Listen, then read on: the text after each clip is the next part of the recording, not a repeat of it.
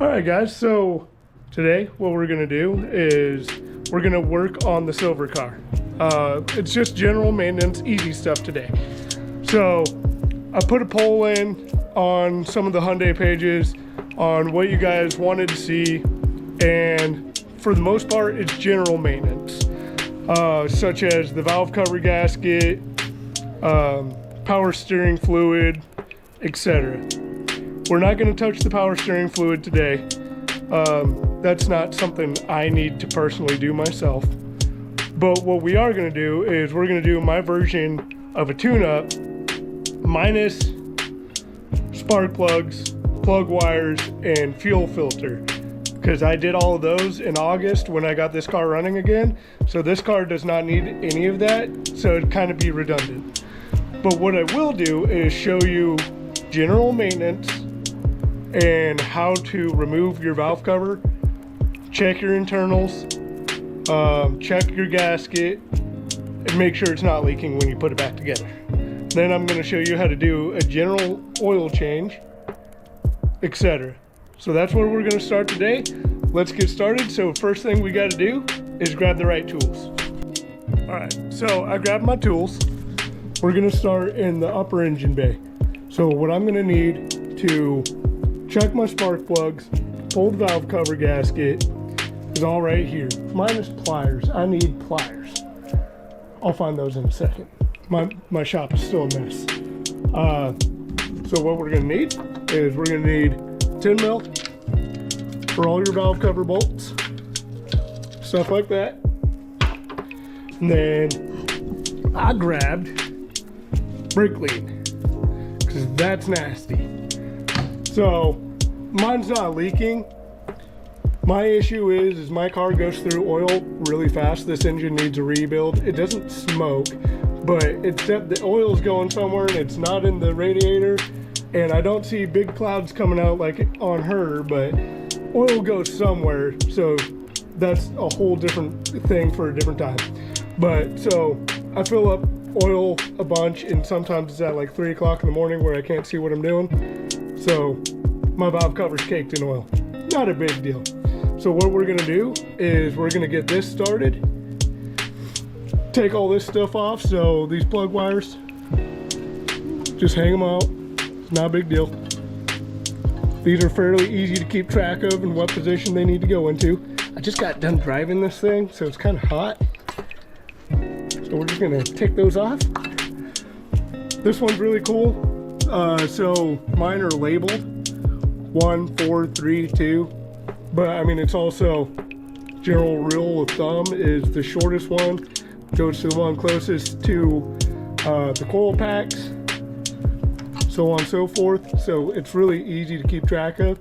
Longest one goes over there, medium, small, smaller. Not a big deal. So go ahead and move those to the side. Those are going to get in our way if we don't move them. Going to need 10 mil for those. And then, like I said, I need to grab pliers so I can remove these hoses. These are just breather tubes. That one came off. That one's going to need pliers.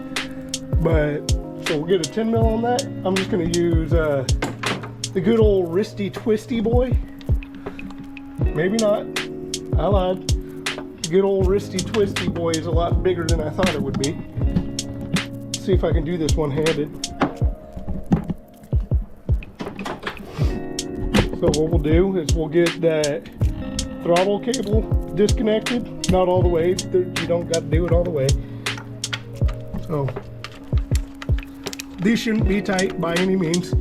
If they're super tight, then somebody either over tightened it or they did it wrong, because these are just plastic valve covers.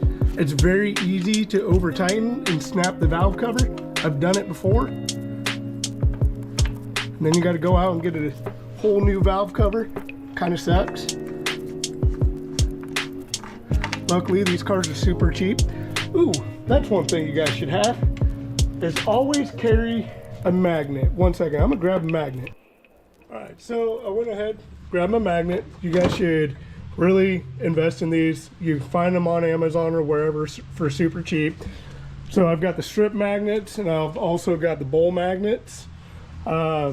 Really just keeps everything nice and tidy in your workspace, unlike my workspace, because I have ADHD and I don't know how to put shit back together. Well, back to where it belongs. So I went ahead, undid those 2 bolts. I went ahead and grabbed some pliers and I unhooked the breather tube. This breather tube is unhooked from the intake. So that's up and out of the way somewhere. Get out of here. Go somewhere else. Right there. There you go. Woo! Go ahead and set this to the side. Boop, on our little handy dandy magnet. So, went and grabbed a wristy twisty boy. The extension's a bit overkill, but it's not a big deal. Icky. Got some condensation going on up in there. So that's a good rule of thumb right here. See how that's all white? So for the most part, it's fine. It's not a big deal. But if you ever experience this whole thing caked in white, more than likely you have a blown head gasket. Either that or you're not letting your car fully warm up before you drive it, or it's just a little bit of condensation during the drive. It's not a big deal. So we're gonna go ahead and zap these. You can do this by hand, but I don't want to because I'm holding a camera.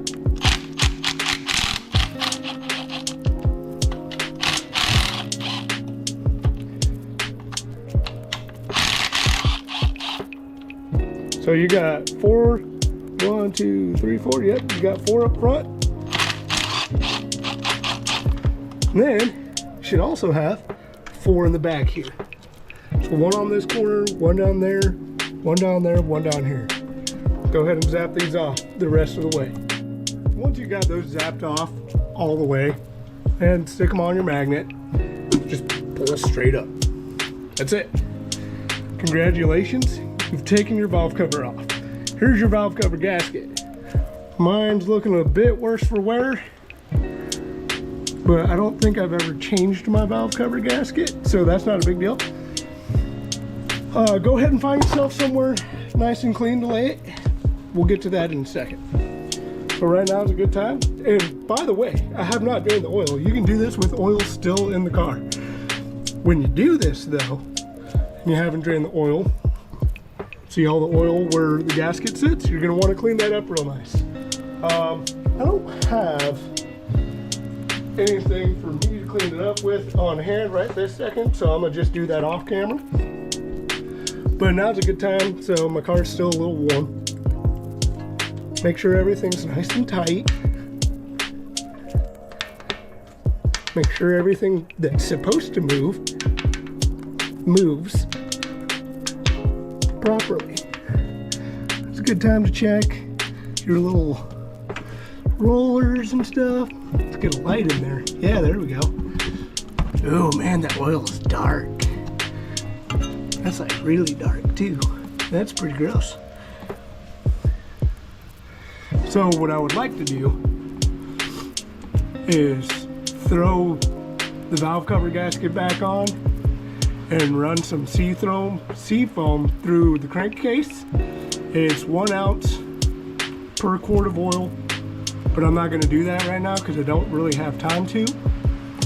But so before we go ahead and put our valve cover back on, you're going to want to clean all that up. It's easier to do this during an oil change, which I'm going to do anyways, but you're going to want to clean all this stuff up, or else you're going to have a leaky valve cover gasket. Just paper towel, get all this excess rubber out of the way. Don't know if you can see that rubber right there. Let me turn off that light again.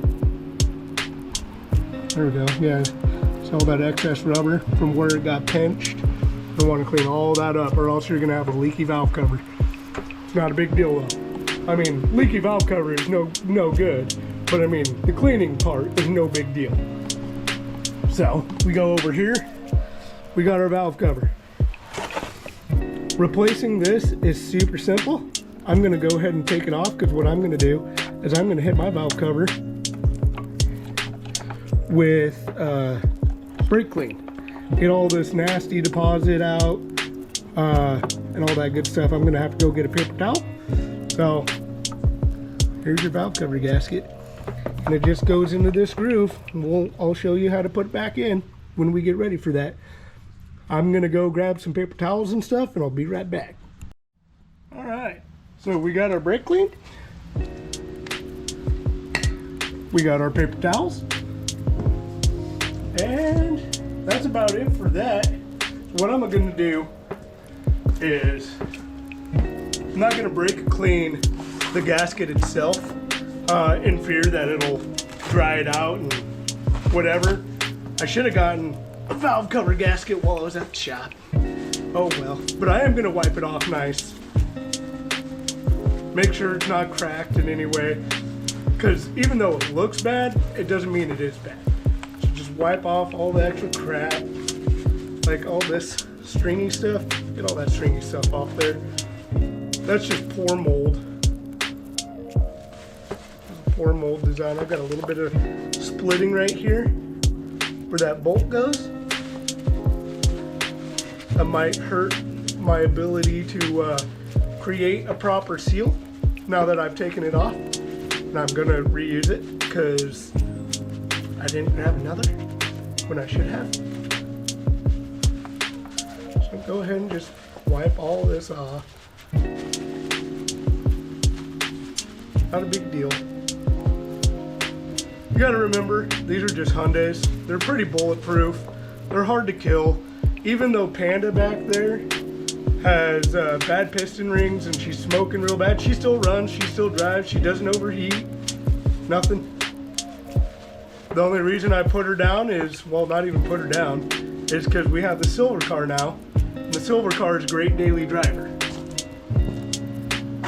I don't plan to do anything super fancy with the silver car, but I have a bad habit of lying about that, which means I'm probably going to do something to the silver car. So what we're going to do with this, first thing first, we're going to remove the rest of this breather hose right here.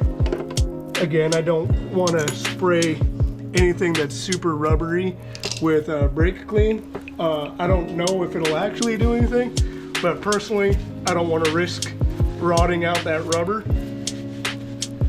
Not a big deal. Most rubber hoses are like, I don't know, I want to say a couple pennies at your auto parts store, a couple bucks. Nothing super bad. So the main reason we're doing this, and you can see it on the camera, is see how this side's pretty matte finish? This is all oily and gross. We're gonna get rid of that just cause it's gross.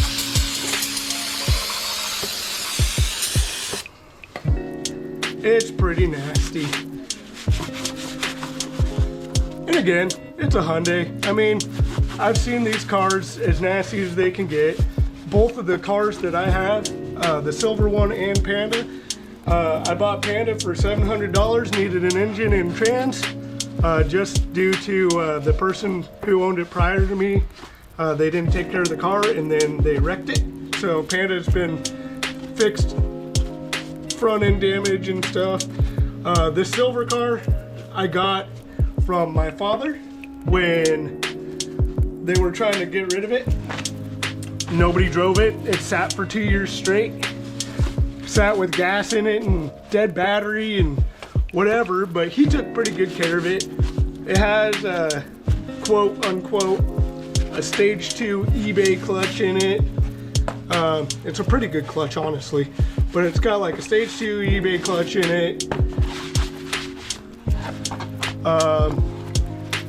All I did to it was put new fluids and stuff in it, put new brakes on it, front and rear, gave it a tune-up, plugs, wires, oil filter, fuel filter,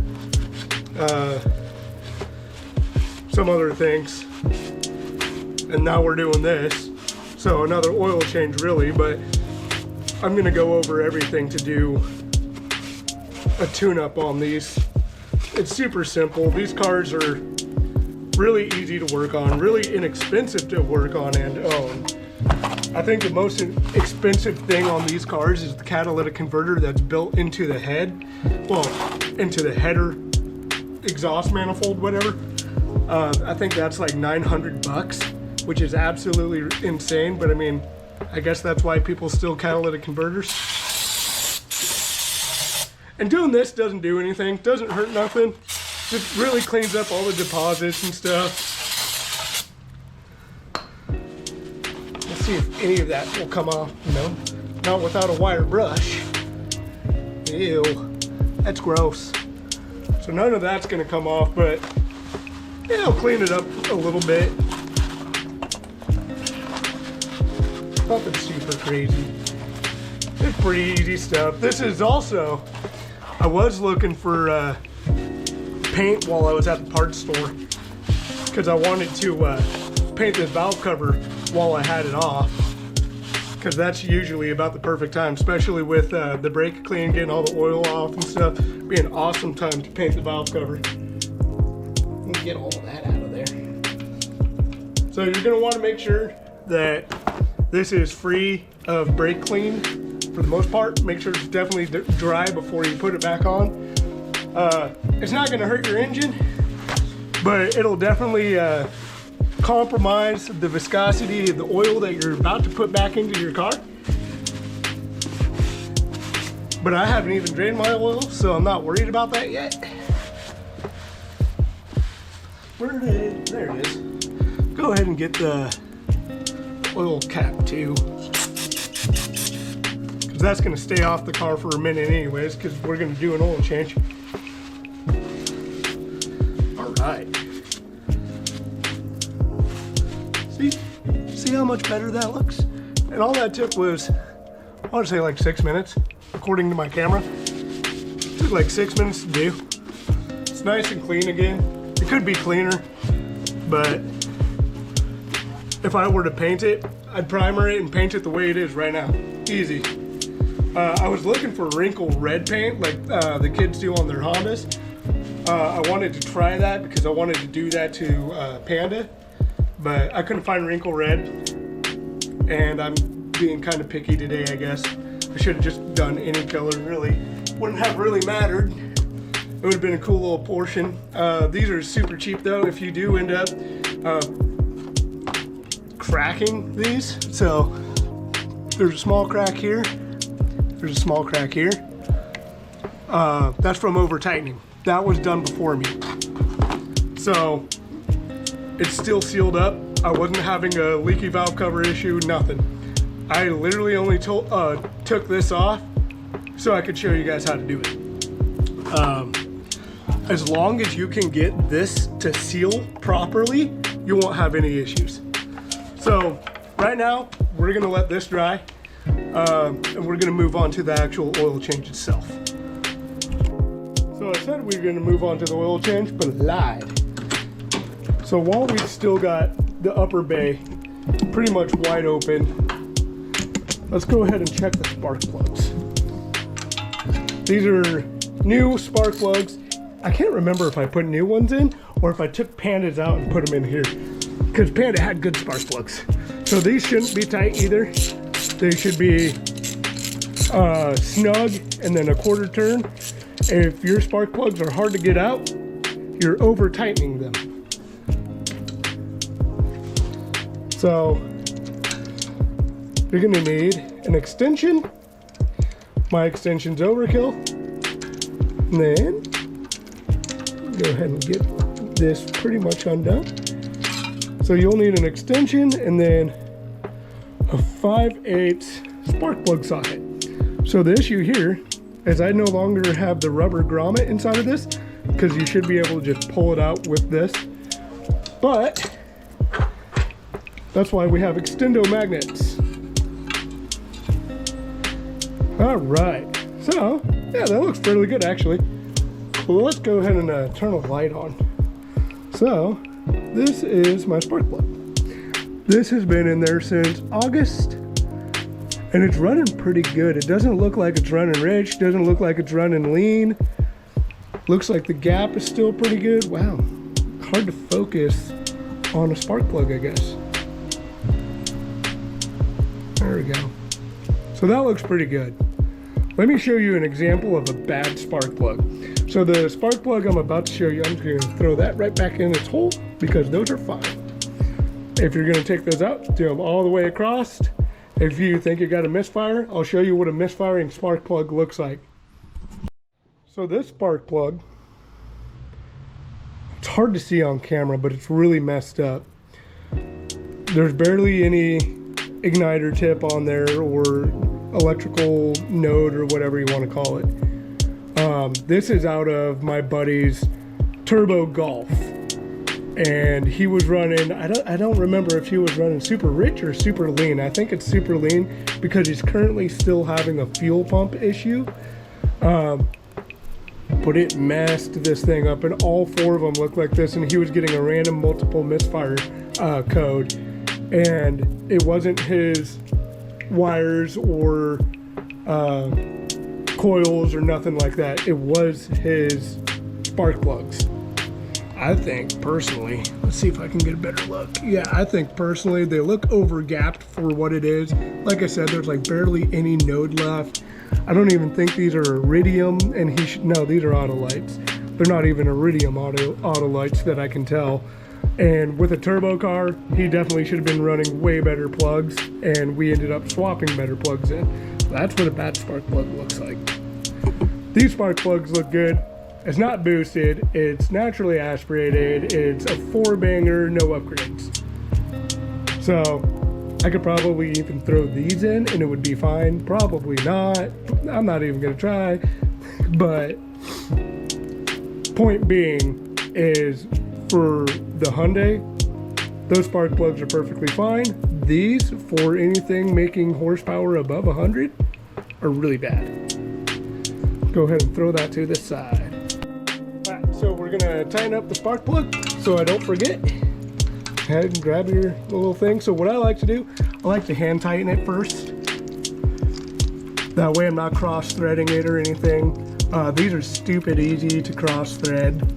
And if you cross thread a spark plug, one, you're either going too quick or you're using the wrong tool, or two, you just let it slam down and you weren't paying attention, or you're forcing it. There should be no forced pressure on your spark plugs, because if you cross thread it, you're gonna have a really bad day. So this is snug, snug, snug, there it is. That's snug.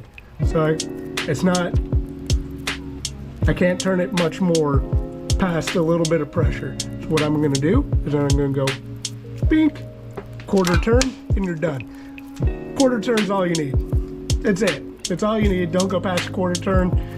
If it's still really loose and you can move it freely, keep snugging it up. Once it's done snugging up, quarter turn. That's it. So we got that back on. We'll wait for the valve cover gasket to be back on so I can put my wires back on. Right now is a great time to do an oil change. So what you're gonna need is, I think if I remember correctly, it's a 14 or a 17 for the drain plug, which I'll show. And then oil filter and something to drain your oil in. 1 second, let's get to it. All right, so when doing an actual oil change, I want to make something very clear. You don't ever have to take your valve cover off to do an oil change. This was a specific request from another viewer, and at the end of this video, I'm also going to show him how to put it back on the correct way. So, while doing an oil change though, step one, lift your car up. Step two, get something to drain the oil into, which we have right here. That's going to be your oil plug. Right here is a 17. So this should be fairly tight. I've already pre-loosened it, but this should be fairly tight. You're gonna have to give it a good little yank. Again, try not to cross thread anything because you're gonna have a bad day if you do. So, little drainy action going on here. Hopefully I don't get my camera all wet. There we go. Ooh, it's gonna puddle though. So, you just sit here and watch it drain. You can either keep the plug in your hand like I'm doing right now until this chills out. There we go. Until this chills out. Or you can set it in there. Not a big deal. So we're going to sit here, and while it's doing that, so if you see, I don't know if you guys can see this, but this car used to be towed behind a motorhome. So it's got like this big plate and stuff right here that isn't on these cars naturally. So the oil filter's right here. It's right in front of the sump. And these should also be, if my hand wasn't super greasy or oily, just go ahead and use my pants real quick. These should also be hand tight. Oh, and it's not. I think I'm the one to blame for this one. I'm pretty sure I put this oil filter on. That sucks. Wait for this to drip out, and then I'm gonna fix this here in a second. So, your oil filters should not be hard to get off. If they are hard to get off, you're tightening them too much. Again, oil filters are hand tight, snug it up, and then about a quarter turn. I'm gonna go ahead and clean my hand real quick and probably grab a towel. We'll see. I might have to just try and muscle it. It doesn't help that I've got these big metal plates in the way.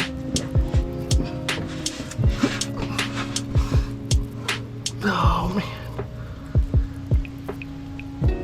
Yeah, it doesn't help that those big metal plates are in the way, because I'm afraid I'm gonna whack my wrist on it, and that's not gonna feel very good. All right, you see how we've come to a small trickle? Go ahead and let it trickle off a bit more. Yeah, that's still a pretty fast trickle. Go ahead and let it trickle off a little bit more while I try and figure out the best way to get this oil filter off.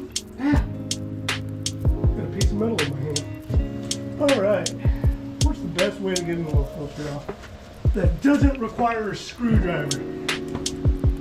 I should have the oil filter wrench somewhere over the rainbow. Let's see if I can find it. If not, we're just gonna have to use brute strength. I don't like doing that. It's rough on your hands, it's rough on your shoulders. It's not fun. It's not a good time. What do I have? I just need grip. I just need extra grip because my hand is sluggy. I swear I had an oil filter wrench. Oh, I do. I found it. Aha. Let's see if I can figure out how to use this thing with that big metal piece in the way, though. We should. Yeah, that's a good drip going too. So that drip slowed way down. Go ahead and insert your plug. Hand insert. Go ahead and snug it up by hand.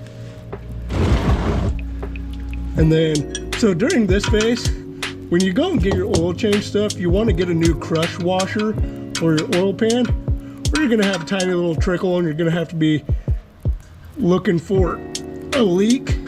So again, that was hand tight, and I just snugged it up to where it stopped. Nothing past that. Don't go past that. You're going overkill.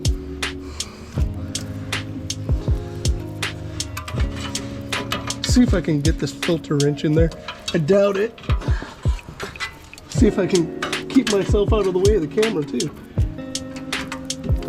I also doubt that part. Oh, I got it. First try. All right. So now I'm just gonna do it by hand. So this is gonna suck. So usually,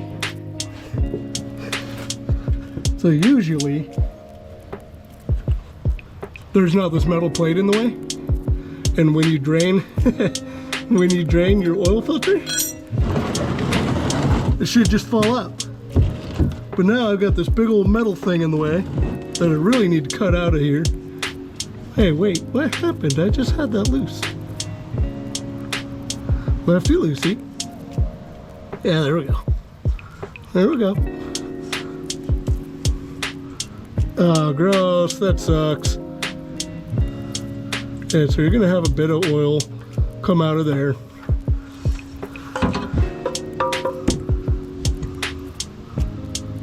Oh no, I didn't put that oil filter on there.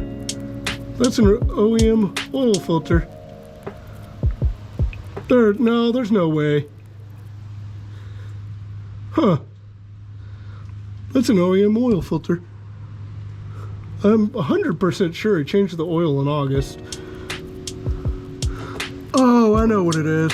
I think my dad had an OEM oil filter left over when he gave me the car.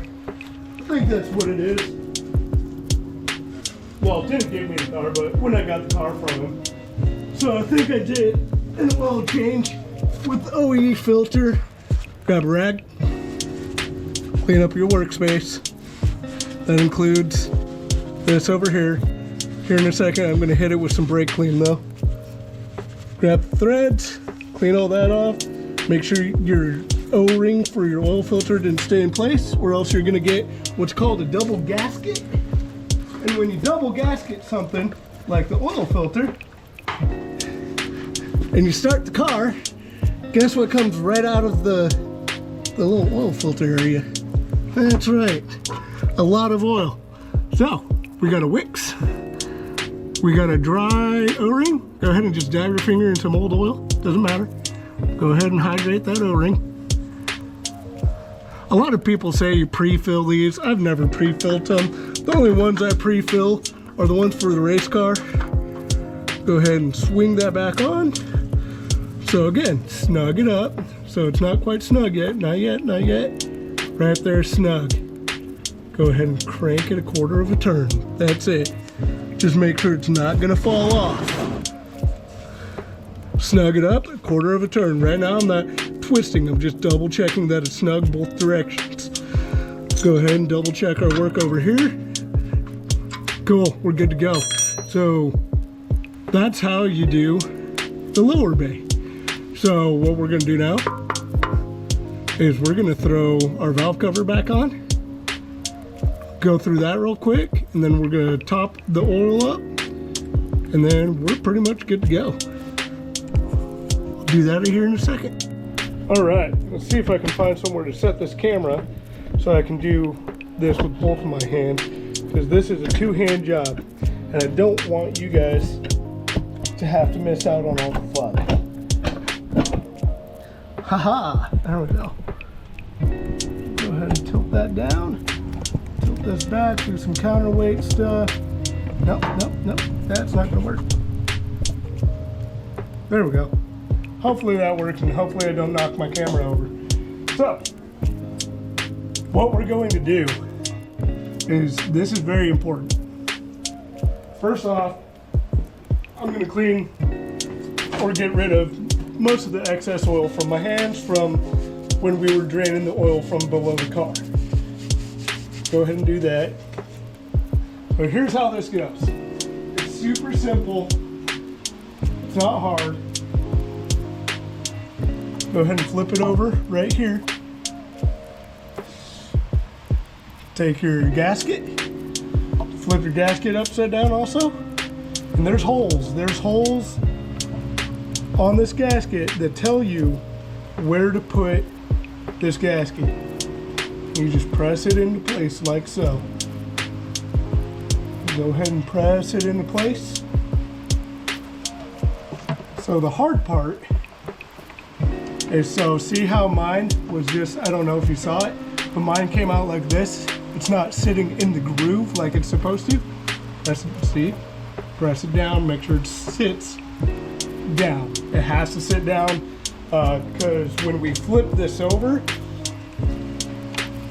it's gonna be a bad day. Well, that's not really what I meant to say, but when we flip this over, these have a habit of trying to fall out of the track, and then you gotta like kind of squish it into place. All right, so the gasket is back in the valve cover. That's the easy part. Go ahead and clean up the surface area like I said we were gonna do. Make sure all that rubber, excess rubber and stuff is off there.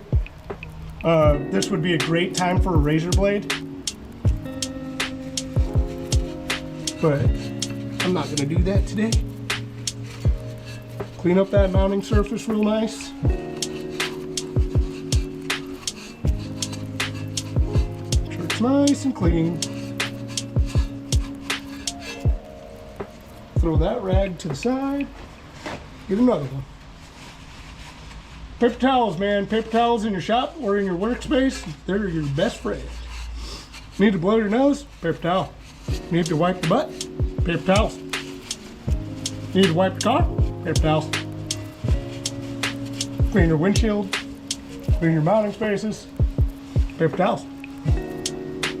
Alright, make sure all that is nice and clean, free of debris, which I am. So, here's the fun part. The part that I don't like to do, especially with a used gasket. Like I said, when you're doing this part, get a new gasket. If you plan to do a full tune-up, get a new gasket. But again, so that's one thing, because this isn't even part of a tune-up.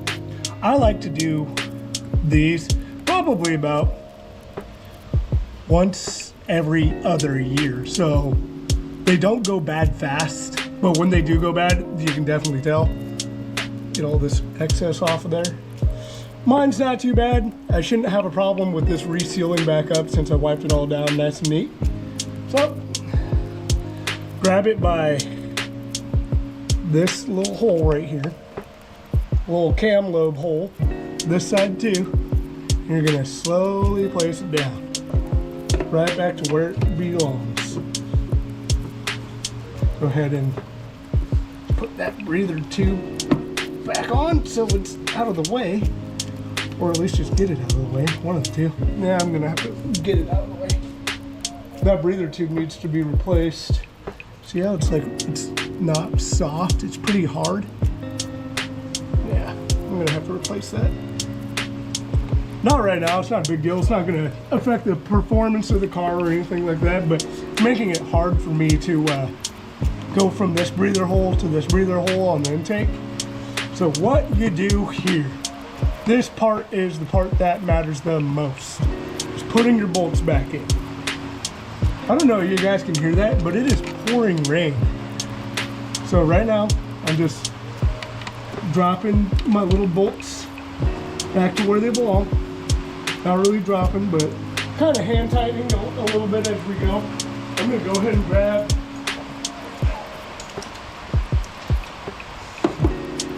an extension with a Tyndall.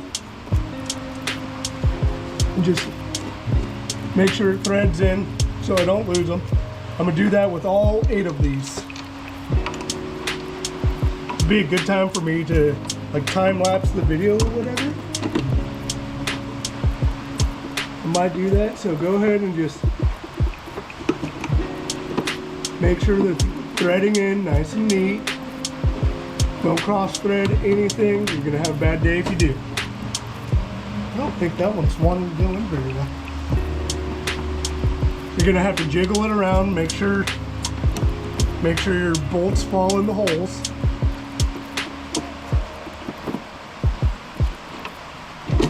Yeah, that one's not wanting to go in. It's weird. I know for a fact it's not cross threaded. I think it's just being done.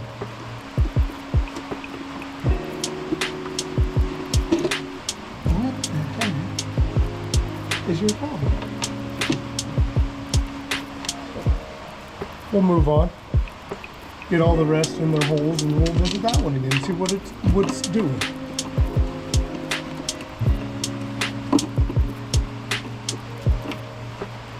There we go. That one's in.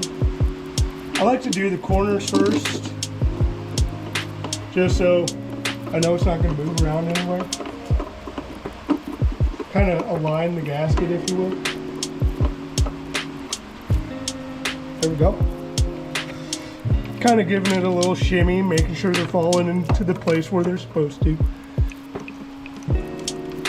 Alright, I'm going to go ahead and snug the rest of these up and be right back. Alright, so I got all my bolts back and they're just threaded right now, they're not tight. So this part, again, is the important part. So we're going to start on this one. So from snug, so we're just gonna go snug it up. We're not tightening Like we're just trying to snug it a little bit. Then we're gonna go to the far corner. So what you wanna do is you wanna snug up the corners and then work your way to the center. The reason for that is what you're doing is you're spreading your gasket onto the head evenly. This is what's going to create that proper seal. So I'm not even tightening all these all the way up. Like I said, right now I'm just going a little by little. That one's being stupid. Just going little by little, keeping that X pattern. So here, here, here, here, and then second one here, here, here, here. We're gonna keep that X pattern until this is completely tight. This one. Some of them you might have to spin a couple times because I don't think I snugged that one all the way up. Well, not snug, but I don't think I got that one even close. There we go. It's even started. Oh, you suck. Where'd you go? There you are. So, when you've got them all properly snugged up, like I said, you're just keeping that X pattern. And once you get the majority of that X pattern down, good Lord, that one's being lame too. You just start making that X movement. And that'll evenly displace your gasket onto the mounting spot of the engine. And that'll create the proper seal so you don't have any leaks. And that's how you do a valve cover gasket, my friend. You just keep doing this until it's tight. And I'm sure in the manual there's a specific torque setting for these. I don't have that manual, so I'm not too worried about it. I just tighten it. I don't over tighten it, I don't under tighten it. You can tell when something's tight. See how that's getting tight right there? Work back into the center, keeping that X pattern.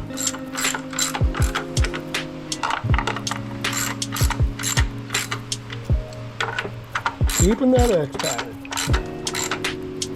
Yeah, I know, that's probably pretty boring, but it's an important part of maintenance.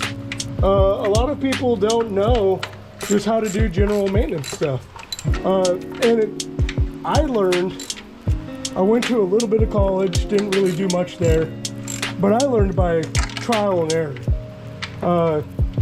My biggest motto is you can't break something that's already broken, so why not just try, you know? So a reason why these keep getting loose while I'm going over them is the more the gasket compresses during this X pattern, the more room it's giving these bolts to go back down. So this is, yeah, see, look, this is already tightened up. So you're gonna do, I don't know, maybe 3 or 4 passes on everything before it actually gets tight. And like I said, it's pretty tight. I'm just double checking everything, making sure there's not an extra loose one somewhere. Like that one's kind of loose. That one's good. That one's good. Yeah, so we're all tightened up there. But back to what I was saying. So how I learned how to do most of this is just trial and error. My dad helped out a lot when I had problems when I was first starting off, and then my older brother. But for the most part, it was just me going, you know what, I'm tired of having to go to somebody else to fix my problems. I really enjoy cars, even if they're slow cars. I'd rather drive a slow car fast than drive a fast car slow, you know? And I mean, that's a pretty generic response. If people are going, oh, you can't drive fast cars fast in the street or whatever. Don't get me wrong, if somebody handed me a 1,000 horsepower vehicle, I'd drive it like I stole it. Would I ever own one? I don't know, maybe. Speaking of the devil.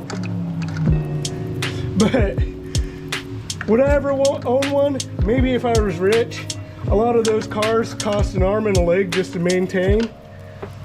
So what we just did there is we're putting our breather tubes right back to where they belong. Nothing fancy. Didn't miss out on much, but I got stuck on a tangent. But I mean, I'd own one, like a rally car or something, but that'd be really cool.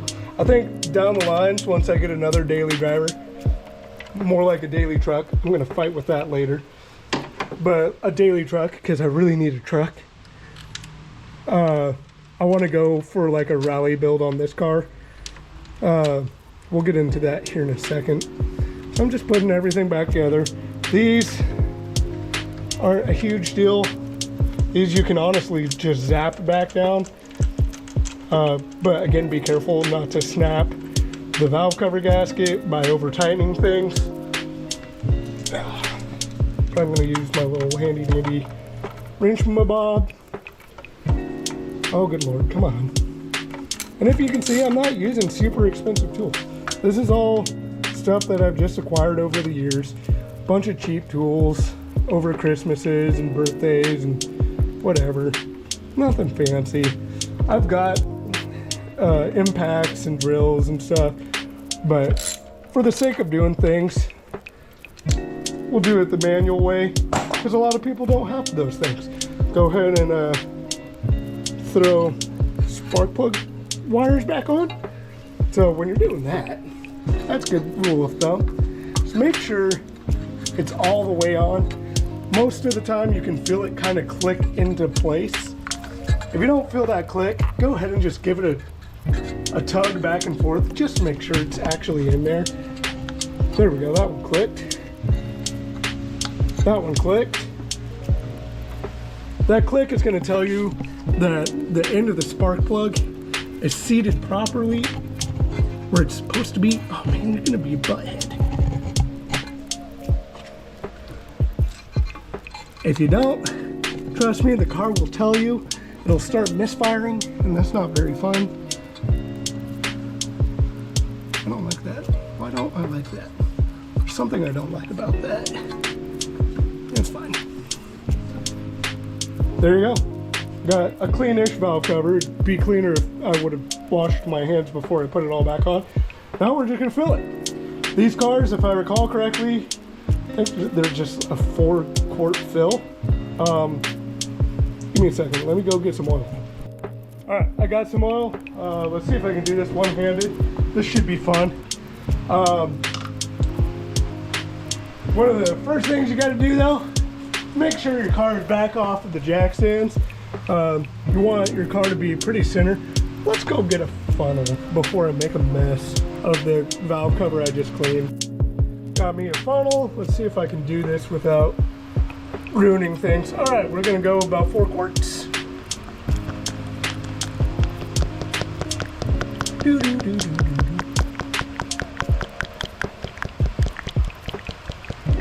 Get like some slow-mo action going, that'd be cool. All right, so go ahead and check the oil level. That was, oh man, I hate these O'Reilly's ones. I think that was about 2 quarts. There we go.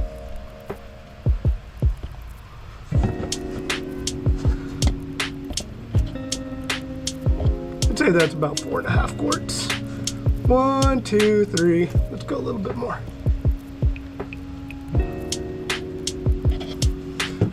You don't ever want to overfill, because if you overfill, you run the risk of floating valve and just, it does weird stuff to the car. It's not fun. It can actually harm the internals of your engine. You don't want that. I just cleaned this, come on. Should have cleaned this afterwards. Not a big deal. But don't ever overfill. Always underfill at first, because you can always add more. It's harder to take away, especially when you just did an oil change, because then you got to raise the car back up and try and drain oil without draining all of it. Go ahead and check our dipstick. So I just wiped it. Wiped clean. Go ahead and throw it in there. Get in there. Make sure it's seeing oil. Ooh man, that's super clean oil. Right on the button. Nailed it. So I'd say that was probably, I want to say that was 4 quarts exactly. I can't remember if these cars are, you can always Google how much oil you need. I've had these cars for so long that I kind of just know off the top of my head when good is good. When dumping a 5 quart thing of oil into it. Go ahead and spin her back on. Boop. That's it, that's done. So, lastly, what you want to do is after you do a full-blown oil change, and you do your spark plugs, you do your plug wires, all that good stuff, is start the car. Why? One, to let the oil, so it lets the oil go through the oil filter, because we didn't pre-fill that filter. So a little bit of oil is going to move from the crankcase to the oil filter. 2, double check to make sure you have no leaks. Make sure your car's in neutral.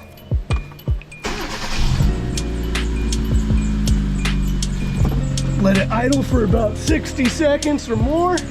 Just double check you have no leaks. We're gonna get after that soon. That's a whole different video. Make sure you have no leaks. No leaks. Go down below. Make sure nothing's leaking. Nothing's leaking. That oil change is done. Okay. Everything looks good. So what we're gonna do is we're gonna turn the car off, and then we're gonna double check the oil level, see if we need to add more. Like I said, always underfill.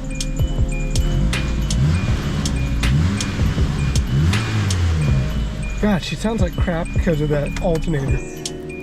The alternator, I'll go over that really quickly here in a second, but we're gonna double check our oil level. Wipe it off, wipey wipey. I'm gonna use my knees. Wipe it all the way off, come on.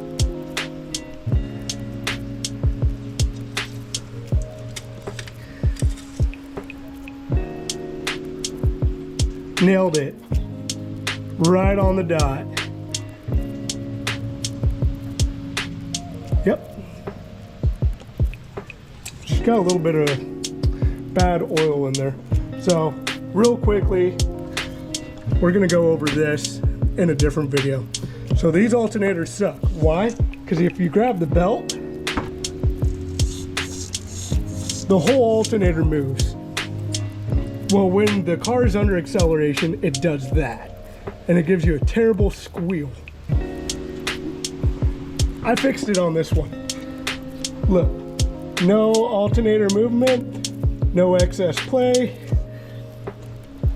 The lash looks good. So in another video, I'm gonna teach you guys how to fix that. Because if you don't fix it, my alternator in this car fell out while I was driving down the freeway because that bracket snapped. So I'm gonna teach you guys in another video how to fix that. It's awful. Lastly, let's go over this. So, like I said, we didn't do a full tune-up, but here's what you need for a tune-up. Spark plugs, spark plug wires. You're gonna want to probably do, if you're doing a tune-up, you're gonna probably wanna do a fuel filter, an air filter, full oil change. Check your mileage, see if you need high mileage. I'm using high mileage, non-synthetic, just standard 530. Get yourself a good filter. I'm using Wix. I like Wix filters. I use Wix in the race car. I use Wix in that car.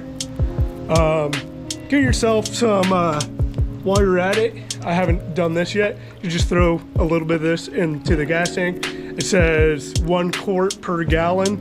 I'm at a half a tank of gas, so I think that's like, I don't know, like 5 gallons of gas. I'll do about half of this bottle. That'll clean out fuel injectors, just liven up your fuel system a little bit.